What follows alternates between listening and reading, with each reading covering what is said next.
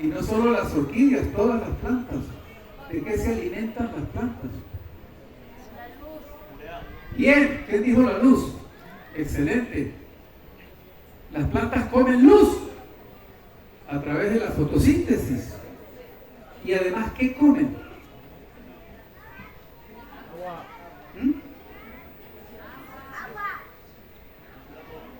Anhídrido carbónico, que les proporciona el carbono. El carbono es el elemento integrante de todos los tejidos vivos. Entonces el agua, las orquídeas comen luz, que la transforman en energía a través de la fotosíntesis, y comen carbono a través del anhídrido carbónico del aire, que lo toman o bien directamente del aire, o cuando llueve el agua atrapa ese anhídrido carbónico, y cuando la planta entra en contacto con esa agua cargada de anhídrido carbónico, lo absorbe y come. Eso es el 92% de la comida que necesitan las orquídeas. Por eso es que usted ve que hay gente que dice, no, yo no fertilizo nunca, y usted vaya a aquellas matas. ¿Y por qué? Porque inconscientemente esa persona ya tiene cubierto el 92% de la comida que necesita. Es como que usted dejara un día de comer tortillas, pero sigue comiendo todo lo demás. ¿Usted cree que las tortillas le van a hacer falta para nutrir? No, no como tortillas, estoy bien. Perfecto. Ok. Bien. Siguiente. Ok, ya eso lo sabemos, vamos a seguir. Ok, lo que acabamos de decir. ¿Y las plantas por dónde absorben la luz y el CO2? Por las hojas. Predominantemente también por las raíces, pero la superficie foliar es mucho más grande que la superficie radicular, entonces la mayor cantidad de absorción se hace por las hojas. Pero adicionalmente a eso, nosotros tenemos que aportar macronutrientes, que son nitrógeno, fósforo, potasio y calcio, que anteriormente era tratado como micronutriente. Hoy en día sabemos que el calcio hay que aportarlo en buena cantidad y con regularidad, porque el calcio es el que le da rigidez y fortaleza a los tejidos de la planta. Entonces no es suficiente el calcio que viene como micronutriente en los fertilizantes normales que todos compramos y conocemos, sino que hay que comprar aparte el calcio para poder aplicarlo solito. Junto con boro, porque el calcio por lo general viene calcio más boro, porque el boro es el que permite que el calcio se fije en los tejidos. Y el calcio hay que aplicarlo con regularidad, porque el calcio la planta no lo puede trasladar de un sitio a otro. Una vez que el calcio entra y se fija en una parte del tejido, ya se quedó ahí y la planta no lo puede mover. Entonces, si hay una deficiencia de calcio en algún momento del crecimiento de la planta y esa parte que está creciendo no tiene calcio, va a ser una parte más débil y más propensa al ataque de hongos e insectos. Entonces, macronutrientes. Esos macronutrientes, ¿de dónde lo obtienen en la naturaleza las plantas? De la propia descomposición de la madera del árbol donde están viviendo, de los cadáveres de los insectos que quedan por ahí, se mueren y se van descomponiendo y la planta lo toma de ahí, de algún pajarito que llegó, se paró y hizo sus necesidades ahí, eso se descompone y la planta los toma. La planta come en cantidades homeopáticas, muy poquito. Es mínimo lo que la planta necesita, pero hay que suministrárselo. Seguimos. Y además de los macronutrientes, necesitamos suministrarles micronutrientes que la planta los necesita, aún en menor proporción. Mucho menor proporción. Son cositas muy chiquititas. Y por eso es que por lo general los fertilizantes químicos que compramos vienen siempre con nitrógeno, fósforo y potasio, más micronutrientes. Entonces eso no los tomamos en cuenta porque siempre los vamos a tener disponibles en el producto que compramos. Ahora bien, ahora hay en el mercado una gran cantidad de productos, que si hormonas, que si productos que vienen adicionados con algas marinas, que si aminoácidos, que si humus de lombriz, todo eso bien, lo podemos usar o no lo podemos usar. Eso queda a criterio nuestro. Hay un boom ahorita de esos productos, sobre todo aminoácidos y hormonas, que ciertamente ayudan significativamente a nuestro cultivo. Sobre todo los aminoácidos, está demostrado hoy en día que cumplen una función muy importante en la nutrición de los vegetales en general. Entonces ya se consiguen en el mercado productos que vienen o adicionados con aminoácidos o que ya hay el aminoácido en botella y uno lo prepara, se lo adiciona al NPK que estamos suministrando y listo, tenemos ya el aminoácido en nuestras plantas. El humus de lombriz, excelente, pero hay que cuidar la procedencia del humus de lombriz. Recuerden que un humus de lombriz líquido de buena calidad no tiene olor. Si ustedes lo huelen, lo destapan y huelen ligeramente a podrido, eso no sirve. Muy pendientes con eso. Ok, siguiente. Ahora, la fertilización ideal. ¿Cada cuánto debemos nosotros fertilizar? ¿Sí? ¿Quién se atreve a decirme, según lo que han oído y estudiado, cuándo deben aplicar fertilizante? ¿Cuántas veces a la semana o al mes? ¿Sí? ¿Cada 15 días? Sí. A ver. ¿Cada mes? Ok.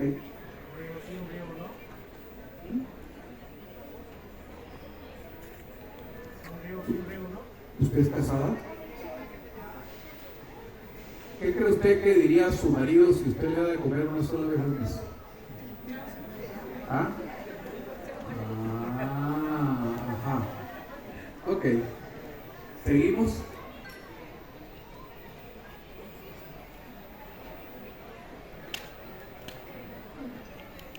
La condición ideal para nosotros darle de comer a nuestras maticas es en todos los riegos.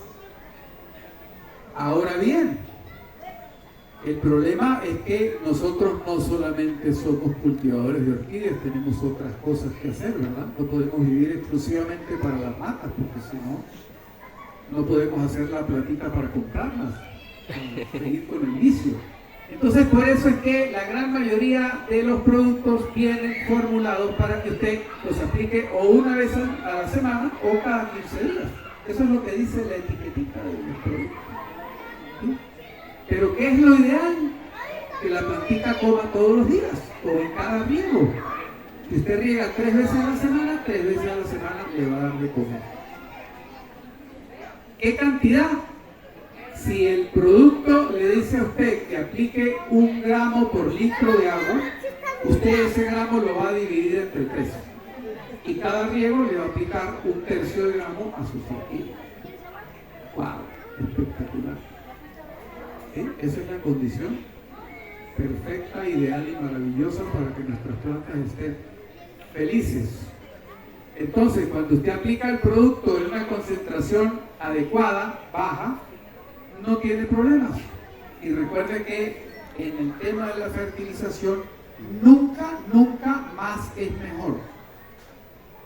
Como que usted diga, mire, me olvidé de fertilizar la semana pasada, ahorita en este riego le voy a echar el doble. No. Porque ¿qué pasa? Que los fertilizantes químicos son sales. Y si usted duplica la cantidad de producto, está duplicando la cantidad de sales que usted le está proporcionando a su planta en el agua, y entonces le está dando un agua dura, y eso no es bueno. Bien, entonces, tácata, o una vez a la semana, o en cada riego, sería lo ideal. Cuando usted tiene poquititas plantitas que usted fertiliza con una bombita chiquita, pues machete, porque usted utilizó hoy lo que va a fertilizar y el producto que le sobró lo guardó y a los 3 días vuelve y riega con el mismo, no tiene problema. Pero cuando hay muchas plantas, pues la cosa se complica. Bien. Mi programa de fertilización, que es mío, y yo lo recomiendo porque me ha ido muy bien con él, es que la primera semana aplico un NPK, más micros, más aminoácidos y más lo que yo le quiera poner. Si los tengo bien, si no los tengo, no los aplico, no me enrollo de vida. Y trato siempre de aplicar un fertilizante balanceado, igual cantidad de nitrógeno que de fósforo que de potasio. Un triple 15, un triple 20. Si consigo 10, 30, 20, no me enrollo. Si consigo 15, 40, 30, tampoco me enrollo. O sea, lo que se consiga, la planta va a tomar lo que necesita, lo demás no importa. Entonces siempre, primera semana, NPK más micros, más aminoácidos, más hormonas, más lo que ustedes le quieran poner. La semana siguiente, lo mismo. Si no pude esta semana y voy a aplicar la semana que viene, pues no se enrollen, hagan exactamente lo mismo. No les va a pasar nada a la planta porque ustedes deben de fertilizar. ¿Sí? Y la tercera semana aplican solo calcio con boro. Por lo general en el mercado ya se consiguen productos que se llaman calcio-boro, que por lo general le dicen a ustedes aplique un cc por litro de calcio y 0.1 cc por litro de boro, un 10%. Pero el producto ya viene formulado de esa manera, entonces uno lo compra. Si el calcio es solo calcio, tiene que comprar el boro aparte. Entonces la semana 4 repito la 1 y así va. 2 semanas NPK, una semana calcio más boro. 2 semanas NPK, una semana calcio más boro. De esa manera las plantitas están completamente felices. ¿Okay? Una consideración, si yo tengo las plantas bajo malla y reciben la lluvia y estamos en una época donde llueve y llueve y llueve y llueve todos los días, yo en ese periodo no fertilizo. ¿Por qué? Porque no le voy a aplicar más agua a mis orquídeas de la que ya me está llegando de arriba. Entonces simplemente no fertilizo. Y me pueden pasar 3 meses donde yo no fertilizo. ¿Y qué pasa? No pasa nada. ¿Sí? Las orquídeas están para disfrutarlas, no para enrollarse la vida con ellas. Entonces, no se preocupen por eso. Adelante. Ok. Vamos con la parte fea del negocio. Es el repoteo. El repoteo es cambiar las plantas de maceta con sustrato nuevo, ¿sí? Resiembra, le dicen aquí también, no sé cómo le dicen. Okay. Y el repoteo es un dolor de cabeza, sobre todo para los que tenemos muchas plantas, porque repoteo significa sustrato, potes nuevos, alambre, material de drenaje, trabajo, tiempo. Entonces uno inconscientemente trata de relegar el repoteo y lo va corriendo y lo va corriendo y uno cree que no pasa nada, pero lamentablemente el repoteo es un tema que no podemos obviar ni lo podemos posponer, porque simplemente la planta crece y se sale de la maceta, lo cual no es malo, pero estéticamente no es agradable. ¿Sí? Luego el sustrato se daña, el sustrato sobre todo cuando es orgánico se daña mucho más rápido. Mientras más humedad haya, por supuesto, el sustrato se deteriora más rápido. O cuando la planta por X, Y o Z causa se enferma, cae presa de algún hongo o alguna bacteria, pues ahí necesariamente nos ocupa hacer un repoteo para tratar de evitar esa cantidad de esporas y de hongo que van a estar en ese sustrato deteriorado. Seguimos. Y básicamente uno tiene que repotear, porque cuando uno siembra una planta en un sustrato determinado, ese sustrato está formado por dos componentes principales. A ver, ¿quién me dice cuáles son esos dos componentes que un sustrato adecuado debe tener?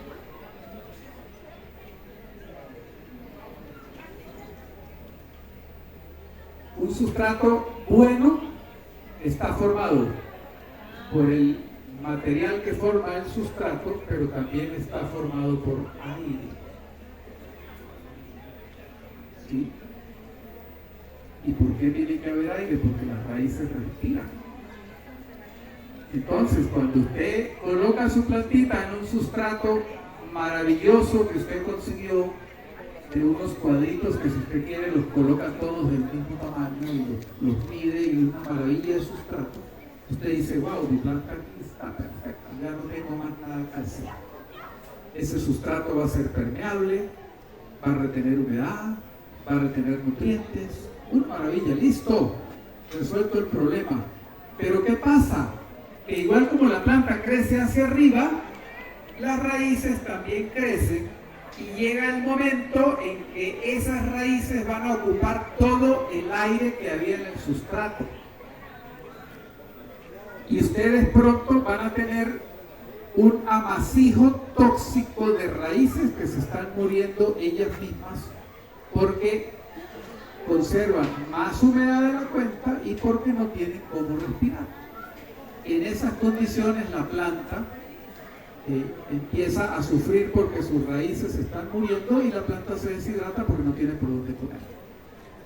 Entonces, hay que repotear sí o sí. No nos podemos escapar. Adelante. Y en general, para las plantas que tenemos en maceta, el repoteo no debe pasar en ningún caso de 4 años. Cuanto mayor humedad tengamos, más rápido tenemos que repotear. En condiciones más secas tenemos que repotear menos, porque el sustrato se daña más lentamente. ¿Sí?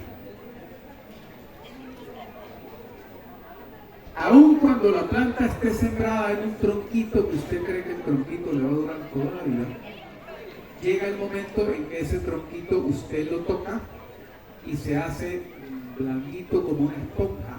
La madera se daña, se acidifica y ese tronquito que al principio era, wow, el sustrato ideal para su orquídea, al cabo de un tiempo va a terminar siendo tóxico porque se acidifica. Entonces, aún las plantas que están en tronquito tenemos que repotearlas y cambiarlas de vez en cuando. ¿Sí? Hablando del sustrato, por favor, no siembren catleyas en tierra. Prácticamente el 80% de las especies de orquídeas son epífitas y no son plantas de tierra. Y de hecho, las que uno cree que son de tierra no son de tierra en su mayoría.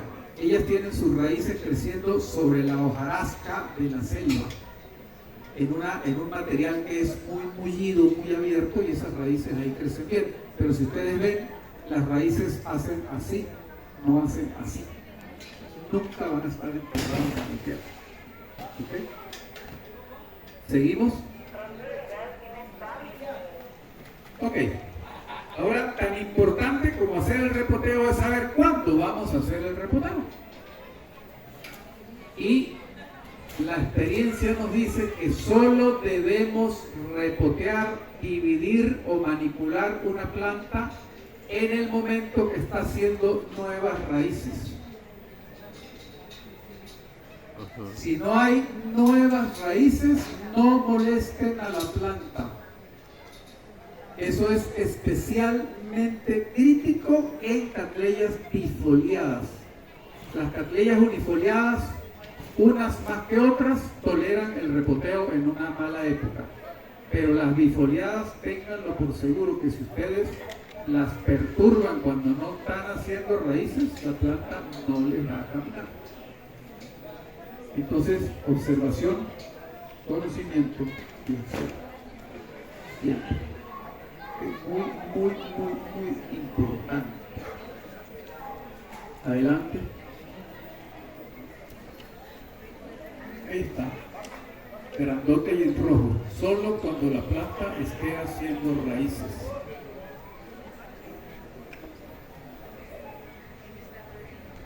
Si ustedes cambian de sustrato una planta en ese momento preciso, fíjense, la planta se va a adherir al sustrato nuevo y va a crecer de manera perfecta y ni se va a enterar que nosotros la cortamos, la separamos o la manipulamos.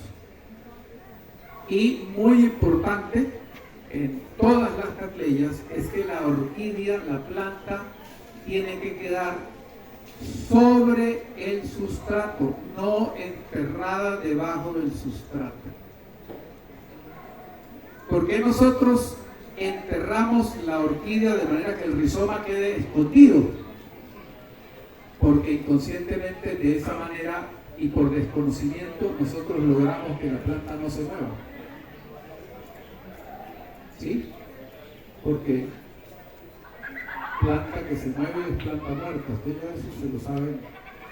Entonces, inconscientemente, como no sabemos cómo mantenerla quieta arriba, pues la enterramos. Y lamentablemente, una planta con el rizoma enterrado tiene muchísima más probabilidad de que sus yemitas se mueran por exceso de humedad, porque está debajo del sustrato. Entonces, siempre arriba. Entonces, nosotros usamos alambre. En Venezuela nosotros usamos alambre galvanizado número 10 y con ese alambre galvanizado hacemos un gancho que aquí lamentablemente pues no tenemos la forma de prepararlo, pero usamos un gancho que se amarra al pote y pisa la planta y adicionalmente vamos a ver otra diapositiva.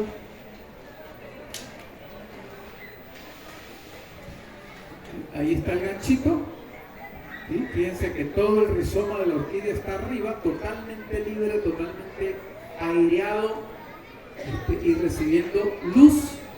Y el ganchito nos sirve inclusive para colgar la maceta, siempre y cuando quede bien firme y bien sujeto. Alternativas al gancho, sí, porque aunque ustedes no lo crean, hacer ese gancho es lo más difícil de la orquideología. No hay nada más difícil que hacer ese gancho y que quede bien hecho. Parece mentira, pero es una tortura. El condenado gancho es muy complicado. Entonces, nosotros podemos abrirle al pote 2 huequitos, más o menos cerca de la parte superior, de manera que nosotros coloquemos la orquídea y luego atravesamos un alambrito recto, lo metemos por un huequito, pisamos la planta y lo sacamos por el otro huequito y entonces de esa manera aseguramos a la planta. O utilizando un alambrito fino de algún tipo, de alambrito de cobre o algún otro tipo, pues le abrimos 2 huequitos por un lado a la maceta abajo, metemos el alambrito así, de manera que salga por los 2 huequitos, luego colocamos la planta y amarramos el alambrito y el alambrito aprieta la planta. A mí me gusta hacerlo por un lado, porque cuando se hace por abajo, el alambre puede quedar ahí sobresaliendo y el pote queda inestable, ¿no? ¿Sí saben? Cuando el pote no tiene patitas, entonces es fastidioso. Entonces yo lo hago por un lado. Entonces son alternativas que uno puede ir manejando.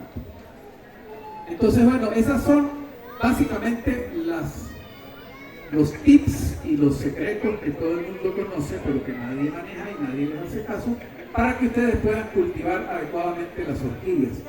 Coatepec, aquí me siento yo como en mi casa. El clima es prácticamente igual y yo sé que aquí en esta zona cultivar catleyas no les va a dar ningún problema en general. Hay especies más complicadas que otras. Hay especies que son una desgracia, como Cattleya doviana o Cattleya rex. Terrible. Nada recomendadas para un novato ni para un profesional. Son plantas incomprensibles. Y hay otras que simplemente usted las tira donde quiera y se hacen por la mente. Y más aquí en esta zona donde ya he tenido oportunidad de andar por las calles y veo que hay plantas en todas partes. Y no hay nada más rústico que una catleya, entonces no les tengan miedo. Anímense con las catlayas, que yo sé que las van a cultivar de la mejor manera posible. ¿Sí? Y siguiendo la observación, el conocimiento y la acción, ustedes van a poder cultivar cualquier catleyita y cualquiera de sus relativos sin tener mayores problemas. ¿Sí? El cultivo de las orquídeas es maravilloso, y con esos pequeños tips y esos pequeños secreticos yo sé que pueden cultivar sin complicarse la vida.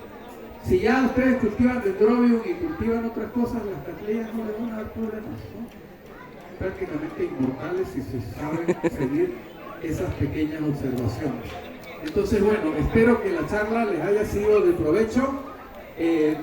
Sigamos, creo que hay uno más.